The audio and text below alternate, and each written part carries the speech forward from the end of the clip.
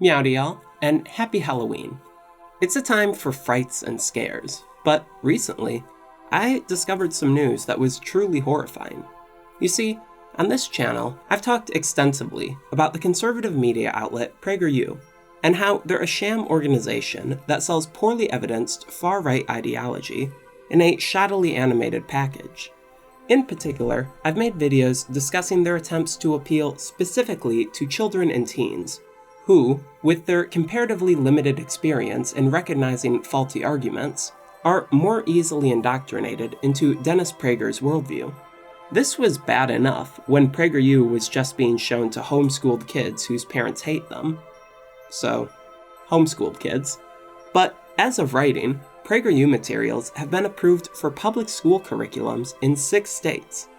This is a blatant case of politicians placing their own partisan goals over the educational well-being of the students in these schools. So today, I'd like to demonstrate the danger posed by PragerU being interwoven into the education system by taking a look at their body of work on a single topic, Native American history. We'll be looking both at the actual historical evidence presented, but just as importantly, how they use their videos to construct an ideological narrative which seeks to downplay and justify the suffering of indigenous peoples, and cast white Christians as the benevolent heroes of the world. Part 1. Good versus Evil. Before we get into how PragerU presents Native American history, I think it's important to note how they don't present it. They don't present it from the perspective of the natives, and in large part, they don't even present the native people as key players in the discussion. I'm pulling from PragerU videos which focus on people like Christopher Columbus and the Pilgrims, because that's the only kind of videos which even bring up the native population. And even when they do, it's often only for a throwaway sentence. This presents an issue, because this is a very blatant case of Eurocentrism in historical writing, presenting exclusively the European perspective and implicitly casting the white Europeans as the protagonists or heroes of history. It is through this white perspective that a dichotomy emerges. As PragerU presents it, the good natives were those who were willing and ready to engage on friendly terms with the Europeans. This can be seen in how the Taino people of the Caribbean are discussed in the video Celebrating Columbus. The first encounter between Europe and the Americas went well. The Taino were curious and helpful. Columbus was emphatic that his crew treat them with kindness and respect. This idea is seen again in a video from their Leo and Layla series, which is aimed at children with really shitty parents. The first people we met were great. The Taino. They were peaceful, curious, and really helpful. I could tell right away that they were highly intelligent. They even were able to quickly mimic everything we said to them. I ordered my men to treat them well. Now, I would like to make it clear that I have no clue where PragerU got this idea that Columbus ordered his crew to be kind to the Taino people. The source they provide for this doesn't say anything about it. I've tried looking both at other online sources as well as a translated version of Columbus's own journal. Nothing. And for what it's worth, I brought up the lack of source for this particular claim in a prior video, and none of the people who watched that have been able to come up with anything. It appears this idea was invented whole cloth by PragerU to make Columbus appear more sympathetic to the audience. Aside, the only other positive portrayal of Native Americans comes in PragerU's videos on Thanksgiving, where the Wampanoag Indians, particularly the English-speaking Squanto, are portrayed positively for their amiable relations with the Pilgrims.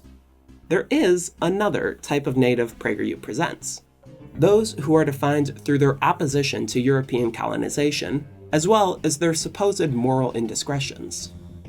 Lest you think that Columbus stumbled on the Garden of Eden, the islands were also inhabited by the Caribs, a tribe of cannibals for whom babies were a delicacy. Here we see the other side of the coin. PragerU seeks to push back on the supposedly rampant idea that the pre-Columbian Americas were a land of nothing but beauty and wholesomeness, by emphasizing that they also had issues. Like every place else on Earth, in every time in history, the local peoples were a mixed bag. Some good, some not so good. But it's not just that the native people have to be flawed, like their European counterparts. They must be worse, objectively more wrong and disgusting on a moral level. Hey, all the things that are bad in the world I come from, jealousy, lying, murder, war, it all exists in the land I just found too. But in Europe we draw the line at things like eating people and human sacrifice. It is through these bad natives that PragerU seeks to justify colonial actions. Any wrongdoings committed by Europeans in the process of their colonialism aren't worth considering, because at the center of the mission was a benevolent push to spread higher ideals of Christianity and freedom. This is a key point in the video, Would You Rather Be Colonized by Aztecs or Christians? In the video, Michael Knowles, human charisma void, plays up the piousness of conquistadors in contrast to the sinful immorality of those they conquered. Even those who proudly referred to themselves as conquistadors, the men leftists call thieves and plunderers, were often motivated by higher ideals, specifically to spread faith in God and the adoption of biblical morality. 5 years before Columbus sailed the ocean blue, the Aztec Empire, which itself had conquered any number of tribes, sacrificed tens of thousands of victims to their patron demon over the course of just 4 days. Having established the conquistadors as lovely, godly men, and the Aztecs as murderous brutes who worship demons, the downfall of Aztec civilization becomes a beautiful act. Happily, Cortez conquered the Aztecs, stopped the human sacrifice, and introduced the natives to Christianity. Those who oppose human sacrifice, and I hope you include yourself in that group, must consider this an unambiguously positive development. Now, there are many issues present in the PragerU account of events that we've looked at so far in this video. When it comes to the Taino, PragerU falsely claims that Columbus wanted them treated kindly. But, in reality, from the very moment he saw the natives, he was already assessing their utility as potential enslaved labor, writing, "They should be very good servants," following his initial meeting, before later adding, "With 50 men, they can all be subjugated and made to do what is required of them." And of course, Columbus did enslave hundreds of natives. Claims of cannibalism by the Caribs are heavily disputed due to a lack of archaeological evidence, with some arguing that it's more likely the Taino just made it up in order to get the Europeans against the Caribs, who were also their enemies. And while ritual sacrifice was practiced in the Aztec Empire, PragerU's own source for this claim is an article whose main point is that this practice should not be used to claim that the Aztecs were uncivilized in comparison to Europeans, pointing to a long history of religiously motivated ritual killings across the world, as well as to many of the achievements of Aztec civilization. Additionally, I would argue that converting people to Christianity is not, in fact, an unquestioned good, but more on that later. Now, as fun as it would be to just dig into these issues further, and talk about all the atrocities wreaked upon the indigenous peoples, I don't think it would be particularly productive in addressing PragerU, because I fundamentally don't think the people at PragerU really care about any of these atrocities. At least, not in a manner where they consider them important enough to warrant any consideration. Every video we looked at today pays lip service to the fact that European colonists did awful things in the Americas. But that's all it is, lip service. It is always followed by a justification. Columbus was not blameless. He sold natives into slavery. But the explorer did not invent slavery, which was common around the world long before and long after Columbus's time. None of this is to say that the early settlers were perfect, or that they didn't carry out their fair share of pretty scummy stuff, but to use America's mistakes as the brush with which to paint the entirety of its history while completely ignoring the indigenous lifestyle of barbarism and borderline evil is inaccurate at best, dishonest at worst. This is not to say that Western colonizers didn't commit their share of crimes. They certainly did. It is to say that not all colonization is equal. Some forms are better than others. These arguments all serve the same purpose: to present the illusion of a balanced perspective. They acknowledge some nebulous, bad things done by the European colonists, but they don't actually care. They don't go further into what these bad things are. They don't share details. They only acknowledge these bad things because it would look bad if they didn't. The true purpose of the argument comes in the pivot. There's no sense in arguing with these pivots, because they aren't a point that's meant to be argued. It's merely meant to prevent any criticism of the Europeans from sticking. Their enslavement of indigenous people cannot be a serious issue, because everybody was doing it. There's no sense in going through the specific horrors of this type of slavery when the person you're speaking with is stuck on, well, did they invent slavery? You cannot have a productive conversation on the conquest of indigenous groups with someone who thinks they're barbaric and borderline evil, with someone who thinks European colonization is undeniably a positive development for its targets. Those who bring up any of the evils of colonialism are portrayed as dangerous historical revisionists. Opponents of their narrative are said to be painting the history of America with a single brush for wanting to discuss the bad, while at the same time, their own narrative presents a sparkly, clean image of the US, with at most a footnote acknowledging any wrongdoing. A frequent theme in these videos is that you cannot judge the past by the standards of the present. Now, this is obviously false. You totally can judge the past by today's standards. For example, most people in the 50s, awful hairstyles, just like not at all fashionable. But this idea that the past shouldn't be judged by present standards isn't, as PragerU seems to want to believe, a blanket excuse for any wrongdoings committed in the past. Rather, it's a reminder to consider historical context while looking at the actions of, say, an individual. We can acknowledge that these actions were committed in a time and place where they were more accepted, but that doesn't mean we're not allowed to consider the actions themselves wrong. And PragerU wants to have it both ways. Not only are the natives not granted the same privilege, no amount of historical context is allowed to make their actions anything but barbaric and borderline evil. But the Europeans are also specifically lauded for having historical contemporaries who thought what they were doing was evil. What is unique is that in conquering North America, some Europeans expressed moral qualms about what they were doing. This was true from the very beginning. The priest Bartolomé de las Casas wrote an eloquent plea to the monarchs of Spain as early as the 1540s, chronicling in detail how wanton adventurers had exploited natives against the express will of the Spanish crown. In bringing this up, PragerU is playing into an idea of European exceptionalism, crediting Europeans for coming up with the very idea of caring about human rights. Yes, it was Western Europeans who made an issue of human rights, which is why we debate the morality of conquest in the first place. They play to this narrative of white Europeans as uniquely enlightened. We see this in the prior point on their valuing of Christianity. This goes further to justify their colonial actions, because not only was everyone else doing it, but they were the only ones capable of reflecting on why it was wrong. Now, I would like to note that Europeans and Christians do not lay sole dominion to thinking slavery and murder is wrong.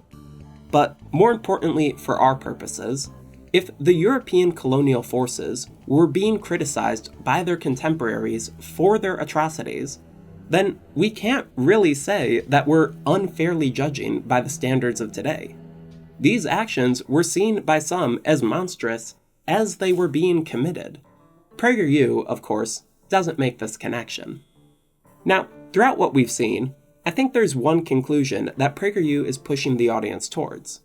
That despite falling short at some times, the European colonization of the Americas was ultimately a positive development, providing new lands for the colonizers and ridding the natives of their unsavory practices and lifting them up through Christianity. Now, There's one major elephant in the room we've left unaddressed up until now, which is that, barring all other circumstances, it's difficult to say that colonization was a benefit to the natives, considering the fact that most of them were killed as a direct result. Part 2, on virgin soils. We don't know how many people lived in the Americas before European contact. Estimates range from as low as 8 million to as high as 112 million. What we do know is that following European colonization, that number would plummet, with the population shrinking to as low as 5% its initial size within a century. Now, PragerU, in their telling of how the mass deaths of the indigenous population went down, firmly pushes against any charge of genocide. As for the charge of genocide, there was no genocide. They specifically frame the very idea of a Native American genocide as an invention of the leftist elites who they believe run higher education in this country. If you attended college, this is what you were likely taught. America was founded through acts of genocide. PragerU taking issue with actual academic institutions is nothing new.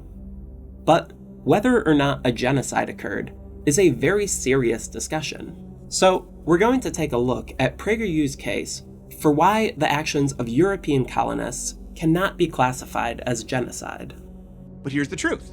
While there were many examples of brutal warfare between Europeans and Native Americans, neither side actually committed genocide. In fact, there was never an outright policy of Indian extermination. An outright policy of extermination seems like a very high standard to set for qualifying a genocide. For context, under this standard, I don't believe the Holocaust would have been considered a genocide until 1941, when the first extermination camps were created. And if you think the Holocaust wasn't already a genocide by 1941, you're kinda dumb. The standard for what constitutes a genocide should not be reliant on the genocidal party just saying, "We're gonna do a genocide now." And it isn't. In this video, PragerU pretends that genocide is something which can only be achieved through direct violence. And while there were many, many instances of Europeans committing direct violence against the indigenous population, the speaker says they don't count because they were just battles, brushing away any instances of violence that didn't occur in an active conflict. The United Nations definition of genocide is not so restrictive, however. It reads, "In the present convention, genocide means any of the following acts committed with intent to destroy, in whole or in part, a national, ethnical, racial, or religious group, as such. 1. Killing members of the group. 2. Causing serious bodily or mental harm to members of the group. 3. Deliberately inflicting on the group conditions of life calculated to bring about its physical destruction, in whole or in part. 4. Imposing measures intended to prevent births within the group. 5. Forcibly transferring children of the group to another group." Now, in the case of Native American genocide, I think there are examples which align with all of these criteria. For point 1, Europeans killed a whole shitload of indigenous people. For point 2, I believe forcing people into slavery would qualify as mental harm, and these systems of forced labor often included the physical mutilation of enslaved people as punishment. For point 3, I believe the Indian removal policies, such as the Trail of Tears, would qualify. For point 4, the United States Indian Health Services Department, a division of the Department of Health and Human Services, performed thousands of sterilizations on Indian women without their consent or knowledge. This occurred in the far-flung past of the 1970s and had a massive impact on the future of the community. To quote journalist Aaron Blakemore, between 1970 and 1976 alone, between 25 and 50% of Native American women were sterilized.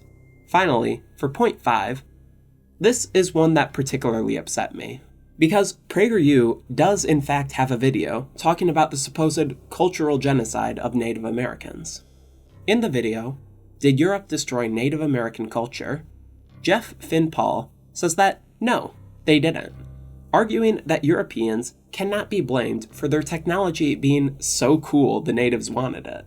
By the time Columbus set sail, the Old World had dozens of clear technological and institutional advantages, which for the most part, New World populations were eager to adopt as soon as they saw them. This plays into some of the European exceptionalist ideas we discussed earlier, portraying the Europeans as universally technologically superior, and ignoring that the exchange went both ways. But more importantly for our purposes, it reframes the very idea of what destroying native culture is. I don't think that when people discuss the cultural genocide imposed upon Native Americans, that they are thinking of the introduction of new technologies. It seems more probable they'd be thinking of something like the boarding schools for Native children, established across the country, which Native American children were forced to attend for the expressed purpose of ridding them of their cultural heritage, seeking to, as one school superintendent put it, kill the Indian and save the man. Now, I don't know about you, but to me, that sure sounds like forcibly transferring children of the group to another group with intent to destroy an ethnical group. But for all the explicit genocidal actions taken against the indigenous population of the Americas, none will ever be as striking as that number which we will never know. The number of people who died as a result of the contact. A number which, we are told, cannot be blamed on Europeans. The Native Americans were mostly wiped out through infectious diseases that the settlers had inadvertently brought with them. Of the estimated 250,000 natives in Hispaniola, Columbus's first stop in the Americas in 1492, new infectious diseases wiped out a staggering 95% of their population by 1517. Of course, no one anticipated that the natives would have almost no defense against the microbes that these adventurers brought with them. It wasn't planned, and it couldn't have been prevented. It just happened. No matter who discovered the New World, it's inevitable that a large proportion of its inhabitants would have died within the first few decades after first contact. The New World population was smaller and more homogeneous than the Old World population. Thus, its people had less immunity to disease than the people of the Old World, where communities from Africa, Asia, and Europe had been intermingling for millennia. This idea that the massive death rate of Native Americans was almost wholly a result of exposure to Old World diseases, to which they had no natural resistances, is called virgin soil theory.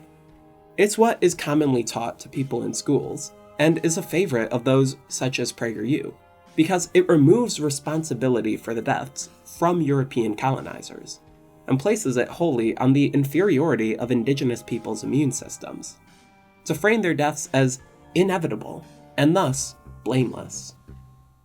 The term virgin soil comes from Alfred Crosby, who originated the idea in 1976.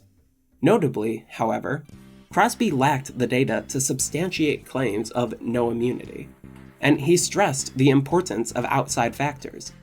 In his article, Virgin Soils Revisited, historian David S. Jones takes a look at the research done since Crosby's initial work. Jones concludes that while it's likely that genetics played a role in the disease susceptibility of indigenous peoples, this is not the whole story on the matter. He points out that some of these diseases which natives succumbed to were present in the New World prior to the Columbian Exchange, and calls into question the idea that Europeans would have a notable resistance compared to Native Americans, as many of these diseases were relatively new to Europeans themselves. In light of this, Jones points to the idea that casualties were exacerbated by circumstances related to colonialism, particularly malnutrition, which often occurred as a result of European disruption of the social order, and cascaded as increasing numbers of sick further limited food production. Also notable is the extent to which the slave trade, and use of Native Americans as enslaved labor, would have served to further the spread of disease, and increase the vulnerability of those enslaved to disease. The most compelling evidence for the role of European influence in the spread and deadliness of these epidemics comes in comparing the mortality rates of areas with relatively high and low European contact. These are generally different by an order of magnitude, with areas in close contact with colonizers seeing much higher death rates. Jones writes, "Such variability among relatively homogeneous populations most likely reflects the contingency of social variables." While mortality rates were fairly high across the board, it's apparent that there were far more factors in play than simply the natural weakness of the natives. As another example for how supposed inherent immunity is not the sole factor in disease survivability, Jones points to the high mortality rates of Europeans from these same diseases during periods of stress such as famine and war. All this is to say that simply pretending widespread death to the extent we saw in the wake of the Columbian Exchange was an inevitable result of contact between the old world and the new is to misrepresent the reality of the situation, to shift the blame for the natives dying simply to their genetically inferior bodies, and to remove from Europeans any responsibility for this genocide. Conclusion. I think PragerU's narrative on Native Americans is particularly telling, both of where their values lie as an organization, but also why their increasing prominence in American public education poses such a significant threat. The ideology of PragerU, and conservative education at large, is one that I find, frankly, gross. Starting from a position of absolute certainty in the supremacy of white Christian society and values, they construct a narrative to make that position indisputable, if only implicit. White Christian men are responsible for boundless historical good, and if they ever did bad, it's a moot point because everyone was so awful back then. And at least they were motivated by their faith in God. And they were the first people to ever think enslaving and killing people was wrong. And even to the people they did wrong, they were ultimately a positive influence by giving them Christianity and freeing them from the shackles of being alive.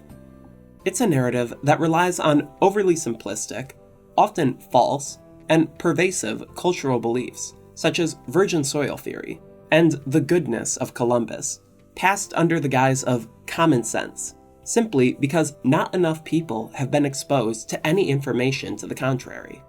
I cannot stress enough how every single acknowledgement of European wrongdoing we looked at today from PragerU came baked in with an excuse to shut down any conversation about it. They're seeking to intentionally close the minds of the audience so they never stray from the idea that white Christians have a divine mandate. This practice of wrapping oneself into a protective ideological cocoon is disgusting. On a personal level, my favorite part of being a historian is finding things which challenge my perspective and expand my thoughts on a topic. When I first read Virgin Soil Revisited back in high school, it stunned me. Here was a cultural myth of sorts that I myself had uncritically accepted my whole life. Finding new information was exciting. I wasn't gripped with some need to reject it out of hand to support a position of genocide denial. I didn't cry over how it made Columbus look bad, thus dealing a critical blow to my Italian-American heritage. I was happy to learn, and now I can do what I love, share that knowledge with others. PragerU targets children because they're the most susceptible to ideology. They know that if they can get their videos in front of a kid from an early age, that kid might grow up to be as intellectually incurious as them. Native American history deserves better. It deserves to have the experience of the actual Native people front and center, to not have the atrocities they've experienced at the hands of European colonization justified and ignored completely. Children deserve better than to learn this shit in school. And history as a whole deserves better than the PragerU narrative.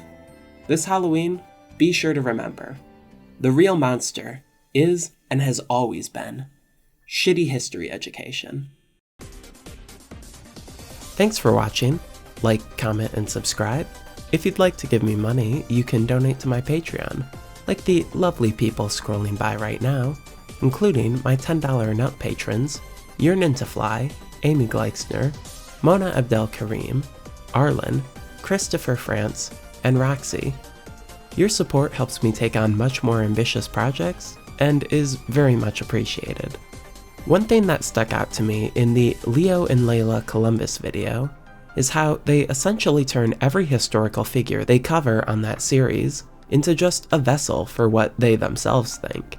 This was particularly strange in the section where, upon learning slavery is outlawed in the future, Columbus is all like, "Yay!"